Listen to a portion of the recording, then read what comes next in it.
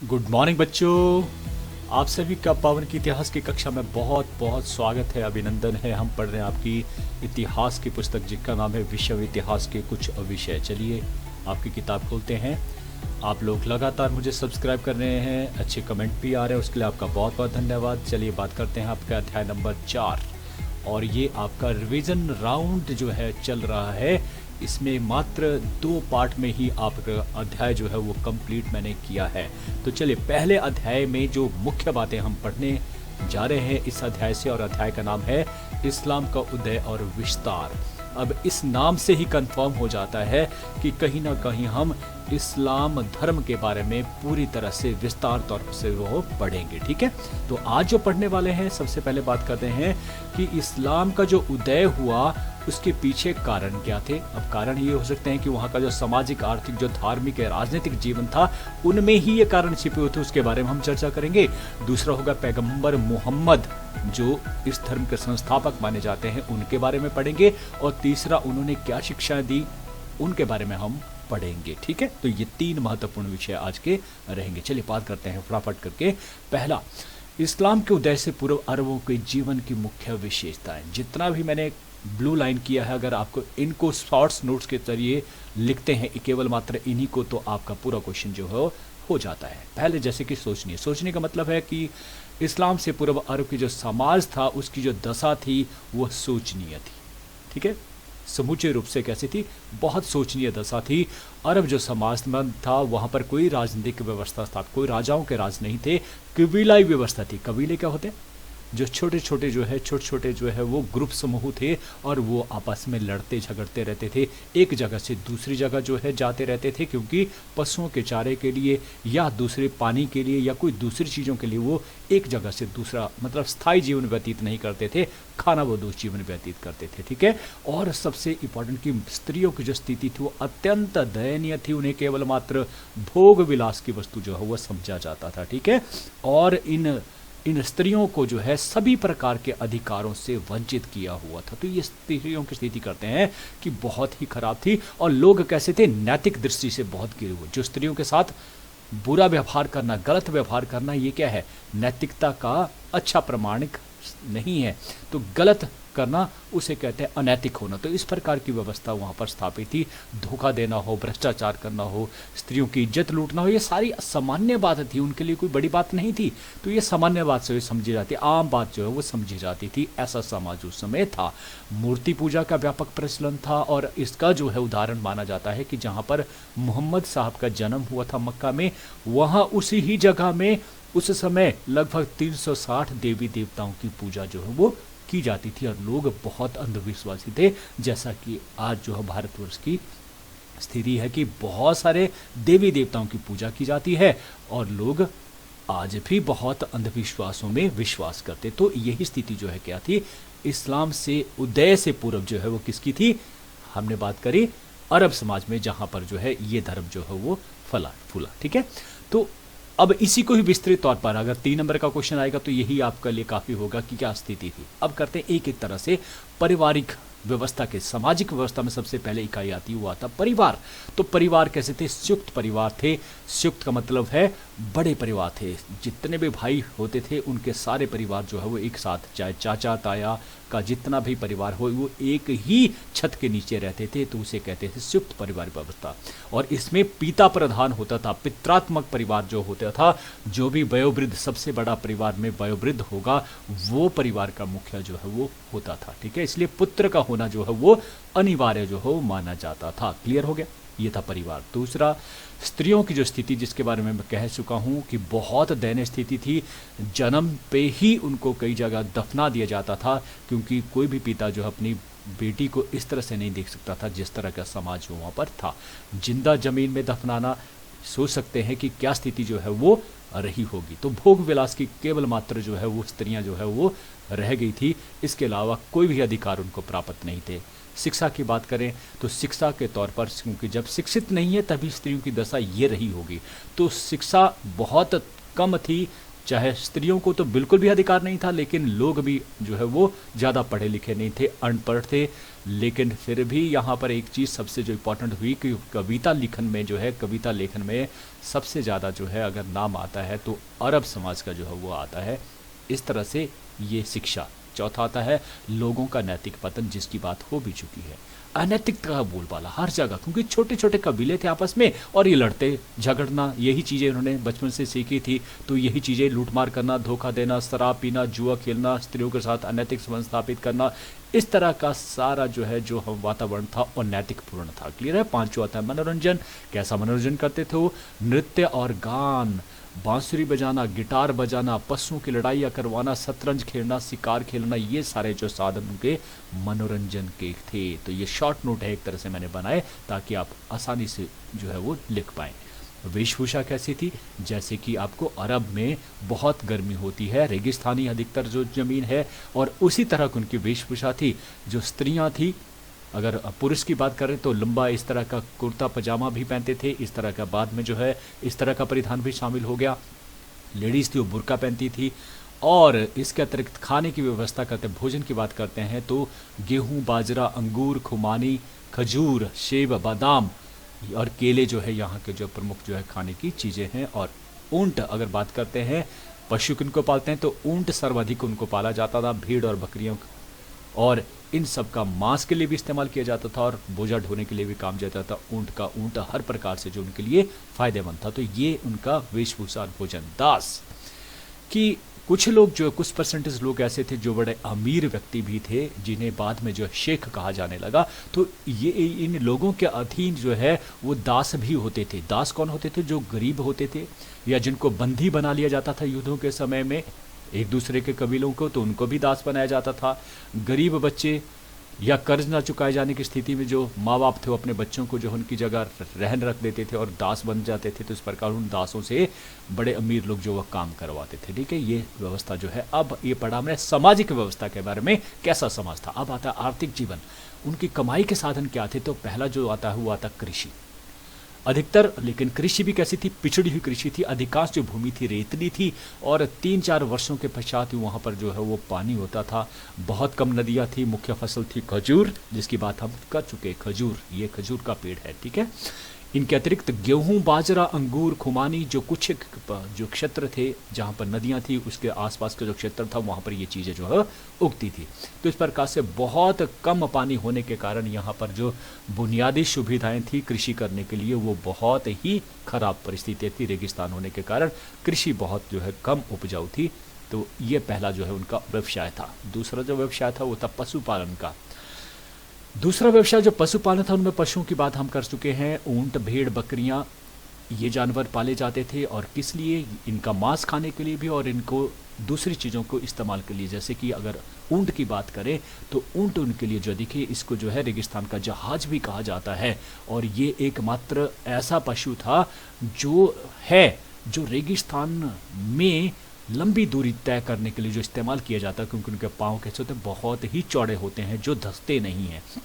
दूसरा और क्या विशेषता है कि ये कम पानी पीकर भी माना जाता है कि सर्वाधिक अगर 57 डिग्री वहाँ पर कई बार हो जाता, उससे भी ज़्यादा हो जाता है, तो उस स्थिति में भी वो 160 किलोमीटर तक जो सफ़र एक दिन में कर सकते हैं। तो कितना इंपॉर्टेंट है। और माना जाता है कि इसके हर एक चीज़ का इस्तेमाल, चाहे दूध हो, चाहे इसकी खाल हो, मांस हो, हर एक चीज़ का इस्तेमाल जो है लोग वहाँ पर करते हैं। ये परिस्थितियों के अनुसार होता है। ऐसा नहीं है कि आप सोचेंगे ऐसा क्यों होता है। भाई जैसी परिस्थितियाँ होती है लोग उन्हीं परिस्थितियों के अनुसार वैसा ही खान पान जो है वो करते हैं। व्यापार की बात करते हैं। आंतरिक और बाहरी जो व्यापार था वो उन्नत नहीं था। कारण देश में क्योंकि लूटमार थी, अराजकता थी, अनैतिकता थी। तो ऐसा समाज जहाँ पर लूटमार की जाती हो वहाँ पर कौन व्यापारी जो सोचेगा कि मैं वहाँ जाकर व्यापार करूँ या यहाँ से वहाँ का व्यापारी जो है वो बन जाए, ऐसा नहीं था। और दूसरा एक कारण ये भी था कि अराजकता के अलावा वहाँ पर यातायात के साधन नहीं थे, क्योंकि कोई सरकार नहीं थी, कोई राजनीतिक संगठन नहीं था। बड़ा राजनीतिक संगठन होता तो शायद वहाँ पर इस तरह के विकास के साधन या यातायात के साधन विकसित होते तो व्यापार होता। तो व्यापार भी नहीं था। ये पढ़ा हमने आर्थिक जीवन के बारे में। अब आता है धार्मिक जीवन के बारे में।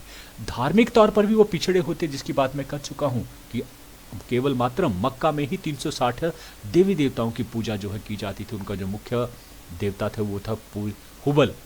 हुबल जो है मुख्य देवता था। और इसके अलावा अंधविश्वासों में वो बहुत ही विश्वास करते थे, जैसे कि मृत्यु के बाद के जीवन में वो विश्वास करते थे, और जब कभी कोई मर जाता तो उसके साथ बहुत सारी चीज़ों को दफना दिया जाता था। तो इस प्रकार से ये इनके विश्वास थे। तो धार्मिक जीवन भी काफ़ी जो है पिछड़ा हुआ था।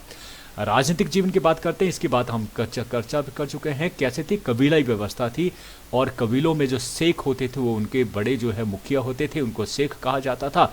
और केंद्रीय सत्ता का अभाव न होने के कारण जो चारों तरफ क्या था, कोई बड़ा जो है प्रशासन साम्राज्य या सम्राट नहीं था, राजा नहीं था जो उनको संभाल सके, एकजुट कर सके, ऐसा कुछ भी नहीं था। ठीक है। और वहाँ पर क्या होता था, कबीलाओं में क्या व्यवस्था थी कि खून के बदले में खून प्रथा का प्रचलन जो है वो था। क्लियर है? तो ये क्या, क्योंकि कबीले आपस में हमेशा से ही लड़ना झगड़ना ये इनका कार्य रहता था।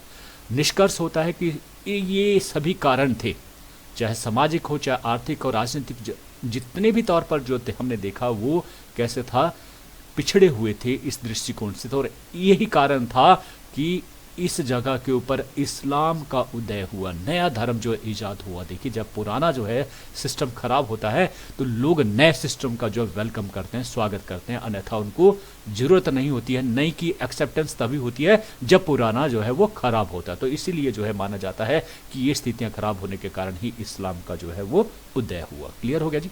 अब बात कर लेते हैं पैगंबर मोहम्मद के बारे में, क्योंकि ये वो व्यक्ति थे जिनके द्वारा जो है इस्लाम धर्म जो है वो चला, या वो संस्थापक के तौर पर माने जाते हैं। तो पैगंबर मोहम्मद जो है वो इसलिए भी माने जाते हैं क्योंकि उन्होंने न केवल धर्म जो है ईजाद किया, बल्कि उस धर्म के साथ साथ उन्होंने समाज को एक नई दिशा भी दी। इस धर्म के द्वारा ही नई दिशा मिली। जो पहला जो अनैतिकता का बोलबाला था वो कम से कम अब सुधरा। बहुत सारी चीज़ें, परिस्थितियाँ जो है वो पहले से अच्छी हुई। तो इनके बारे में पढ़ना जो ज़रूरी है, पढ़ लेते हैं कि जन्म तथा माता पिता के बारे में। सबसे पहले मोहम्मद का जो जन्म था 29 अगस्त 570 ईस्वी में मक्का में हुआ था, जहां पर 360 देवी देवताओं की पूजा की जाती थी। उनसे पहले पिता का जो नाम था वो अब्दुल्ला था, और वो कुरैश कबीले से संबंधित रखते थे। मोहम्मद के जन्म के समय जो पिता जो थे वो सीरिया गए हुए थे व्यापार करने के लिए, और वापसी पे वो मदीना में जो है बीमार पड़ गए और वहीं उनकी मृत्यु होगी बचपन में ही। फिर उनकी माता भी, जब केवल वो मात्र 6 वर्ष के थे तो माता का भी देहांत हो गया। इस तरह से जो उनका जो बचपन था, बिना सोच सकते कि जिसका बचपन में माता पिता ही वंचित हो गए हो, माता पिता ही उनकी डेथ देहांत हो गया हो, तो वो बच्चा कितना एकांत होगा, कितना वो अकेला अपने आप को महसूस करेगा। शायद यही कारण था कि वो उनका जो स्वभाव था वो चिंतन में जो है पहले बचपन से ही आरंभ हो चुका था। वो हर तरह हर चीज़ को जो है कैसे करते थे, मनन करते थे, अकेले रहते थे। तो ये उनका जो है बचपन उनका प्रारंभिक जीवन जो था। बचपन की बात कर लेते हैं कि कुछ वर्षों के पश्चात माता पिता गुजर जाते हैं। अब वो उनका जो लालन पोषण वो दादा अब्दुल मुतालिब करते हैं, लेकिन वो बुजुर्ग हो गए हैं और 2 वर्ष के पश्चात उनकी भी मृत्यु हो जाती है। अब उनके पश्चात जो चाचा जो अबू तालिब थे, क्योंकि संयुक्त परिवार व्यवस्था थी तो इकट्ठे होकर रहते थे। तो अब चाचा जो अबू तालिब थे वो सबसे बड़े थे प्रमुख परिवार के। दादा के मरने के पश्चात तो उन्होंने उनका जो है लालन पालन किया लाड प्यार से। तो इस प्रकार से, लेकिन शिक्षा की तरफ उनका ज़्यादा ध्यान नहीं दिया गया। और क्योंकि जो चाचा जो है वो क्या करते थे, व्यापार करते थे और इस सिलसिले में वो आया जाया करते थे, तो इस कारण जो है उन्होंने भी उनके काम में हाथ बंटाना जो शुरू किया। 12 वर्ष की आयु में वे ऊँटों के व्यापार के सिलसिले में सीरिया गए, जैसे कि उनके पिता भी जाते थे, चाचा भी वही काम करते थे। यहाँ उनकी जो मुलाकात थी वो एक पादरी थे जिनका नाम था बहरा, याद रखना बहरा। तो बहरा से वो इतने प्रभावित हुए कि उनका जो ध्यान था वो धार्मिकता की तरफ जो है मुड़ गया, रुख जो है हो गया। ये किसके कारण हुआ था? बहरा के कारण। और कौन थे? पादरी थे, ईसाई धर्म को मानने वाले थे। उनका जो विवाह था, अखबार की बात करते हैं तो 595 ईस्वी में खदीजा से हुआ था। ये खदीजा उनकी ही जो व्यापार से संबंधित जो हम ये कहते हैं कि खदीजा जो है वो एक बहुत बड़े जो है वो बड़े परिवार से धनी जो है विधवा थी, और इसकी उम्र जो है उस समय 40 वर्ष थी। ठीक है, तो 40 वर्ष की उम्र में यहाँ इनके जो संबंध थे, चाचा के संबंध यहाँ भी स्थापित थे व्यापार के सिलसिले में। तो यहाँ पर जब ये पहुँचते हैं मोहम्मद साहब खदीजा के पास व्यापार के सिलसिले में, तो वो बहुत अच्छा काम करते हैं और उससे खदीजा बहुत प्रभावित होती है और उन्हें जो है वो शादी के लिए जो है वो अपना प्रस्ताव रखती है और इस प्रकार से ये प्रस्ताव जो है मान लिया जाता है और दोनों का विवाह हो जाता है। तो उस समय मोहम्मद साहब की जो आयु थी वो 25 वर्ष थी और खदीजा जी की आयु जो कितनी थी, 40 वर्ष थी। ये याद रखने वाली बात है। जो खदीजा से जो मोहम्मद को 2 पुत्र और 4 पुत्रियां जो प्राप्त हुए थे, पुत्रियां जो पुत्र थे उनकी बचपन में ही मृत्यु हो गई थी। पुत्रियों में फातिमा, याद रखना, फातिमा उनकी सर्वाधिक जो प्रसिद्ध जो है वो बेटी थी, सबसे प्यार करने वाली बेटी थी और उसका विवाह जो है जो इस्लाम में चौथे खलीफा हुए, खलीफा कौन हुए, मोहम्मद साहब के मृत्यु के पश्चात जो है पहले राजा हुए उनको प्रथम खलीफा कहा। फिर चौथे जो खलीफा थे उनका नाम था अली, तो उनकी ये पत्नी जो है वो बनी थी। ठीक है, और यहाँ पर जो है अगर क्योंकि खदीजा का जो है वो मृत्यु हो गई और खदीजा के मृत्यु के पश्चात उन्होंने और भी शादियाँ की, उसमें से आयशा जो है वो सर्वाधिक जो प्रसिद्ध पत्नी जो है वो उनकी रही है। और ये जो आयशा थी ये इनके जो प्रथम जो है खलीफा बने थे उनकी ये बेटी थी, अबू बकर, जिनका नाम था अबू बकर की ये पुत्री थी। कौन? आयशा, जिनके साथ विवाह या सबसे जो है चाहने वाली जो बीवी थी उनकी वो थी आयशा। ठीक है, विवाह की बात करते थे और वो आता है इल्हाम की प्राप्ति, मतलब ज्ञान उनको कब, कहाँ और कैसे प्राप्त हुआ था उसके बारे में ये भी कई बार प्रश्न पूछा जाता है। देखिए, उनको जो ज्ञान प्राप्त हुआ था वो मक्का में ही हीरा नामक गुफा थी। ये मक्का है, मक्का शहर है और यहाँ पर पहाड़ी के तलहटी पर जो है वो क्या है, एक गुफा है और इसी गुफा में वो मैंने देखा ना कि बचपन हमने उनको पढ़ लिया, उनके माता पिता नहीं रहे, फिर दादा नहीं रहे तो चाचा के पास है, तो इस प्रकार से उनका जो बचपन में ही माता पिता के चले जाना ही उनको जो धार्मिक बना गया। या जैसे हमने पढ़ा कि वो कहाँ जाते हैं, वो सीरिया जाते हैं और वहाँ पर भी उनको जो है वो इस तरह का जो है वो माहौल मिलता है कि वो हमेशा अकेलापन जो होता था ना उसको दूर करने के लिए ऐसी गुफाओं में वो जाते थे और गुफा में ये हीरा नामक गुफा थी, यहाँ पर वो बैठते थे, ध्यान लगाते थे और यहीं पर उनको ज्ञान जो है प्राप्त हुआ, क्योंकि माना जाता है कि यहीं पर उनकी मुलाकात जो है वो पहले आकाशवाणी के तौर पर होती है और ये महादूत जिब्रिल होते हैं जो उनको कहते हैं कि अल्लाह के नाम पर तुम पढ़ो और इस प्रकार से इनका वार्तालाप चलता है उस रात और इस प्रकार से ज्ञान प्राप्त जो है वो होता है मोहम्मद साहब को। उस समय मोहम्मद साहब की जो आयु थी वो 40 वर्ष की थी। ठीक है, तो इस प्रकार से यही ज्ञान प्राप्त होना और ज्ञान प्राप्त होने के बाद जो पैगंबर मोहम्मद थे वो बहुत लोकप्रिय हुए। मक्का में प्रचार, सबसे पहले उन्होंने अपना प्रचार था जहाँ पर उनको जन्म हुआ था, इसी मक्का में उन्होंने प्रचार करना शुरू किया था। सबसे पहले उन्होंने अपने परिवार फिर रिश्तेदारों में दिया।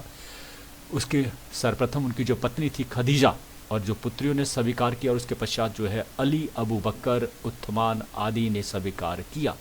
ठीक है, 612 ईस्वी में पैगंबर मोहम्मद ने अपना प्रथम जो सार्वजनिक उपदेश, परिवार तो के पश्चात जो है उन्होंने जो सार्वजनिक लोगों को उपदेश दिया था वो मक्का में ही दिया था और उस समय जो है मूर्ति पूजा कट्टर विरोध किया था उन्होंने और एक अल्लाह की इबादत के लिए ऊपर जोर दिया था। लेकिन उन्होंने उनको यही एक जो उपदेश था वो इस कारण लोग भी जो है, क्योंकि उस समय देखिए अब जिनका पहले से ही धर्म जो है चल रहा था उनके भी धर्म स्वावलंबी थे तो उनसे भी उनको प्रतिरोध का जो सामना जो है करना पड़ा। वो मानते थे कि अल्लाह के समक्ष जो है आत्मसमर्पण करने के लिए ही हम जो है वो ऐसी प्रेरणा उन्होंने लोगों की दी कि तुम आत्मसमर्पित हो जाओ पूरी तरह से अल्लाह के प्रति, उसे मानिए। लेकिन उन्हें समाज में जो है, क्योंकि उस समय बहुत सारी ऐसी थी समाज में असमानता थी, उसे भी दूर करने का प्रयास किया, तो अच्छा कोशिश करी जो मोहम्मद साहब ने, लेकिन कुछ लोग थे जो ऐसी चीज़ न होना नहीं देना चाहते थे। फिर आता है मदीना से हिजरत। जैसे जैसे मोहम्मद साहब लोकप्रिय होते गए मक्का में, वहाँ पर जो लोग थे, प्रभावशाली लोग थे, उन्होंने उनसे ईर्ष्या करना शुरू किया। जिनसे उनके पहले धर्म से फ़ायदा होने वाला था उन लोगों को जो है दिक्कत आने लगी, तो उन लोगों ने अब जो है इन्हें निकालने का जो फैसला ले लिया था और हर जगह उनको जो दिक्कतें पैदा हो रही थी, इसलिए अंततः जो है मोहम्मद साहब ने मक्का छोड़ने का जो है विचार किया और इस प्रकार से 28 जून 622 ईस्वी को वो मक्का से मदीना जो है वो चले जाते हैं और इसी ही घटना को हिजरत कहा जाता है। याद रखना, मदीना को हिजरत, यही है हिजरत। इस घटना को कहा जाता है जब उन्होंने मक्का छोड़ दिया, कहाँ चले गए? मदीना चले गए 28 जून 622 ईस्वी को, तो इसी ही घटना को हिजरत कहा जाता है। ये प्रश्न भी आपसे पूछा जाता है। फिर आता है 7वां पैगंबर मोहम्मद मदीना में, अब वो मदीना में चले गए और वहाँ पर उनको मुहाजिरिन कहा जाता है या कहा गया। मुहाजिरिन कहने के साथ साथ इनकी अलग से आइडेंटिटी जो है उन लोगों ने दी, लेकिन पैगंबर मोहम्मद का जो व्यक्तित्व था उसके कारण वो बहुत प्रसिद्ध जो है वहाँ पर भी होने लगे थे।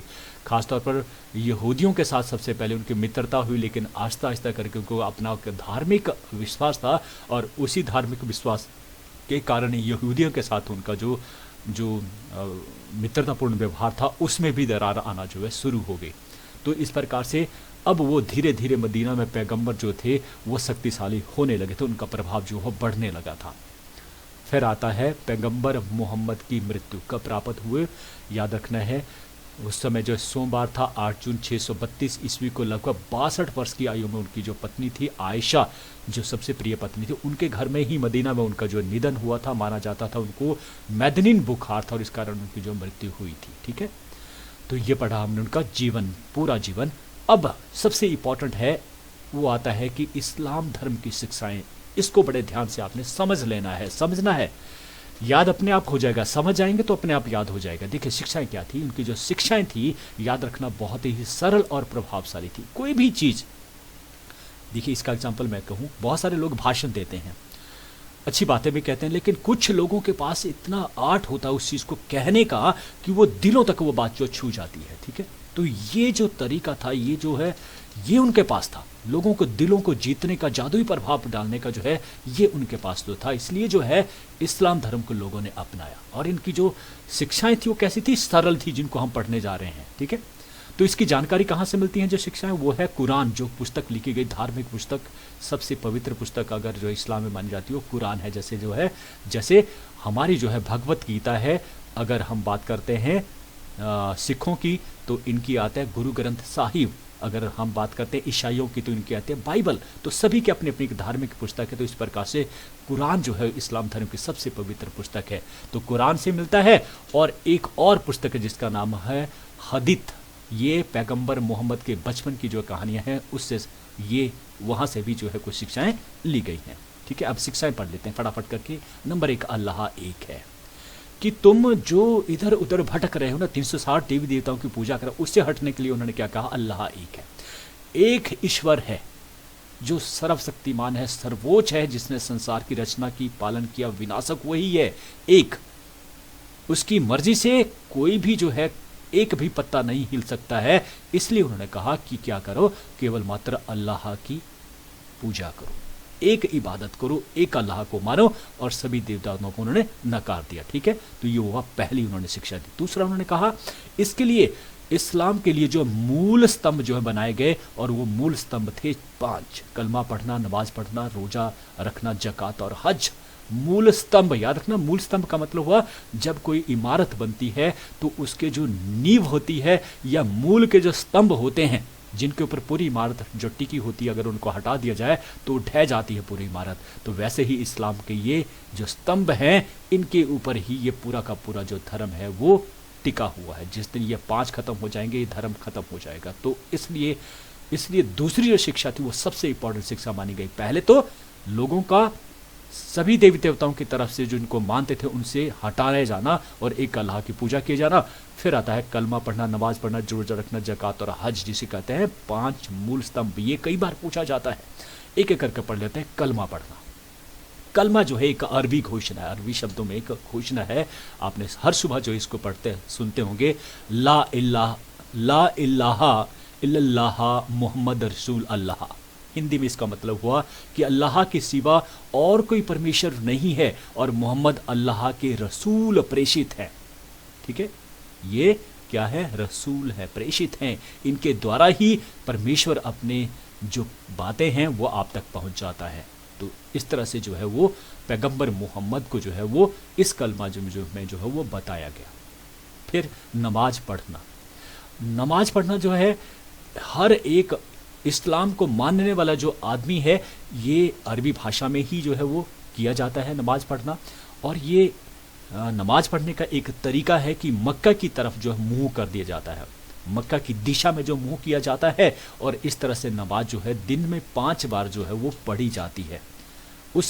और ये नमाज क्या है, ये व्यवस्था नमाज क्या है कि ईश्वर के प्रति जो है मनुष्य की कृतज्ञता दर्शाना, ये है नमाज पढ़ना कि तुमने मुझे जन्म दिया और यहाँ पैदा किया, जो भी है तुम्हारी ही वजह से, इस तरह से कृतज्ञता जाहिर करना उसे नमाज कहा जाता है। क्लियर? और कितने बार करना पड़ेगा? 5 बार। तो सोचिए 5 बार ये करना, तो इसका मतलब है धर्म कितना पक्का हो जाता है। हर दिन जिसका रिवीजन होता है वो कितना पक्का हो जाता है। तो ये तभी बोलते हैं ये स्तंभ हैं। फिर बात कर देते हैं तीसरे स्तंभ की, और वो है रोजा रखना। रोजा था व्रत रखना, हमारे भी रखा था, तो यहाँ इनको रोजा कहा जाता है। और ये भी क्या समय है? इस्लामी कैलेंडर के 9वें महीने में, याद रखना, इस्लामी कैलेंडर के 9वें महीने में, उस समय रमजान का महीना इसको कहा जाता है। उस महीने में जो है सूर्य उदय से सूर्य अस्त तक का जो समय होता है उसमें रोजा रखना जाता है, व्रत रखा जाता है। खाना पीना पूरी तरह से वर्जित होता है और इसके अलावा यौन गतिविधियां भी वर्जित होती हैं। व्यवस्था में रोजा रखना जो है आवश्यक नहीं होता है, कोई बीमार है तो जरूरी नहीं है। रोजा रखने के उद्देश्य, इसके लिए 2 प्रमुख उद्देश्य याद रखना। एक तो दुनिया में बाकी आकर्षण से ध्यान हटाकर ईश्वर को निकटता की अनुभव किया जाए कि तुम भूखे हो, ये ध्यान दिलाने के लिए कि तुम किस लिए रखे हो, इसलिए कि तुम दुनिया के जो आकर्षण है उससे हट जाएं और उस ईश्वर की तरफ ही ध्यान लगाएं। ईश्वर को भी याद रखें, इसलिए ये महीना जो है रखा गया है। दूसरा कि इसी समय जो निर्धनों, भिखारियों, भूखों, कोई भी परेशान है, उनकी जो है हेल्प करने के लिए भी ये रमजान का महीना होता है। ठीक है? तो इसलिए से हम जो है गरीबों की सहायता करें, इसलिए रमजान का महीने में रोजा रखा जाता है। याद दिलाने के लिए हम जो है बाकी आकर्षण से हटकर अल्लाह को ध्यान लगाएं, इसलिए जो है रोजा रखा जाता है। चौथा है जकात, दान। जकात का मतलब होता है दान देना। ये जो है प्रत्येक मुसलमान का कर्तव्य माना गया है कि वो दान देगा ही देगा, लेकिन कितना देगा? अपनी वार्षिक आय का 2.5%, याद रखना 2.5% देना होगा, हर हालत में देना होगा। और इस्लाम के अनुसार मनुष्य की पूंजी वास्तव में ईश्वर ने देन दी है। जो भी तुम्हारे पास है वो किसकी देन है? ईश्वर, अल्लाह की देन है। इसलिए उस अल्लाह को कुछ न कुछ तुम्हें अपने भेंट देनी ही होगी। और इससे क्या होता है? गरीबों की सहायता होती है, इस्लाम धर्म का प्रसार होता है, मस्जिदें बनती है। तो ये दान चौथा स्तंभ। और पांचवा है हज। देखिए ये स्तंभ है ना, अगर पैसा नहीं आएगा तो कैसे चलेगा धर्म? तो ये भी जो है स्तंभ है। पांचवा है हज, और तीर्थ यात्रा किया जाना उसे हज कहा जाता है। और तीर्थ यात्रा भी कहाँ हम कर रहे हैं? हज की यात्रा जब भी आती है तो मक्का की बात आती है, जहाँ पर उनका जन्म हुआ था। तो इस्लामिक कैलेंडर के 12वें महीने में भी मक्का में जाकर जो है वो यहाँ जाते हैं लोग हज करने के लिए, हाजी जाते हैं। और जिस प्रकार से हिंदू धर्म में भी 4 धाम करना अनिवार्य है, उसी प्रकार का इनका भी हज करना जो है उतना ही इंपॉर्टेंट माना गया है। क्लियर? तो ये हो गए 5 जो है आपके, ये दूसरी शिक्षा कंप्लीट हुई। अब तीसरी शिक्षा क्या है? कर्म सिद्धांत में विश्वास। तुम कर्म करो, अच्छे कर्म करो, और इस तरह से अच्छे कर्म करने से तुम क्या होगे? स्वर्ग को प्राप्त करोगे। ये हिंदू धर्म में भी और मुस्लिम धर्म में भी। चौथा नैतिकता सिद्धांत। नैतिक सिद्धांत, अरब में अनैतिकता का बोलबाला था, तो जो मोहम्मद साहब थे उन्होंने ये देख लिया था कि नैतिक होना कितना इंपॉर्टेंट है। तो इस प्रकार से उन्होंने कहा लोगों को सत्य बोलो, बड़ों का आदर करो, सम्मान करो, छोटों से प्रेम करो, सादा पवित्र जीवन व्यतीत करो, पापों और लालच और घृणा से दूर रहो, निंदा ना करो, धोखा ना दो, गरीब अनाथों की सहायता करो, नशीली चीज़ों से दूर रहो। अरब में नशा बहुत किया जाता, उनको मालूम था कि नशा जो है वो खतरनाक है किसी भी देश के लिए। तो इस प्रकार से उन्होंने इन चीज़ों का बहिष्कार किया और कहा तुम नैतिक बनो, सबसे इंपॉर्टेंट है। और पांचवा कहा समानता में विश्वास। ये इंपॉर्टेंट था कि उस समय धर्म में समानता लाना, ये इस कारण जो है लोग बहुत बड़ी मात्रा में जो है इस्लाम को मानने वाले बन गए, क्योंकि यहाँ पर इस्लाम में अमीर गरीब कोई नहीं था, जातियाँ नहीं थी, भाषा लिंग के आधार पर कोई किसी को स्थान नहीं था, सभी को समान दर्जा प्राप्त था। तो और ऐसा ही धर्म को जो है लोग चाहते थे, तो इसलिए भी ये धर्म जो है वो चला। तो पांचवा जो है शिक्षा होगी। छठा था मूर्ति पूजा का खंडन, कि 360 देवी देवता केवल मात्र एक जगह पर ही, तो सोचिए और जगह को मिलाकर कितने देवी देवताओं की पूजा करते होंगे। तो ये जो था मूर्ति पूजा का खंडन, जिससे लोग तंग आ चुके थे, इस कारण भी जो है ये शिक्षा जो है वो प्रभावशाली रही। सातवां था स्त्रियों की स्थिति, कि यहाँ पर मोहम्मद साहब ने स्त्रियों की दशा को भी सुधारने का जो है वो प्रयास किया, क्योंकि उनकी अपनी भी पुत्रियाँ थी जिनसे वो बहुत प्रेम करते थे, तो उनकी दशा को सुधारने के लिए उन्होंने क्या कहा, सातवीं शिक्षा दी कि जो माता पिता अपनी बेटियों को अच्छा व्यवहार करते हैं, अच्छा लालन पालन करते हैं, अच्छा व्यवहार करते हैं, वो दोजख नहीं जाते हैं। ये उन्होंने कहा, ये शिक्षा, नरक नहीं जाते हैं। और किसी धार्मिक व्यक्ति ने ऐसा कह दिया तो उसका बड़े मायने होते हैं। और मोहम्मद बिन साहब ने कहा तो इसके बहुत, क्योंकि वो राजा भी थे तो राजा की बात को कोई नहीं नकार सकता था। तो इस प्रकार से ये इन सातवीं शिक्षा होने के कारण जो स्त्रियों की स्थिति थी अब अरब समाज में जो हो सुधर गई थी। तो सातवीं शिक्षा हुई, क्लियर हो गया। तो ये पढ़ा हमने इस्लाम के 3 महत्वपूर्ण विषयों को। इनको अगर आपने ध्यान से सुना होगा, यहाँ से कोई भी प्रश्न आएंगे 1 नंबर का या 3 नंबर का या 5 नंबर का, बड़े आसानी से आप कर पाएंगे, ऐसा मैं मानता हूँ। और अंतिम लाइनें ये रही कि इतनी मेहरबानी मेरे इस पर बनाए रखना, जो रास्ता सही हो उसी पर चलाए रखना, ना दिल दुखे किसी का मेरे शब्दों से, ना दिल दुखे किसी का मेरे शब्दों से, इतनी रहमत तुम मुझ पर बनाए रखना, इतनी रहमत तुम मुझ पर बनाए रखना। आप लोग मुझे बड़े ध्यान से सुनते हैं, उसके लिए आपका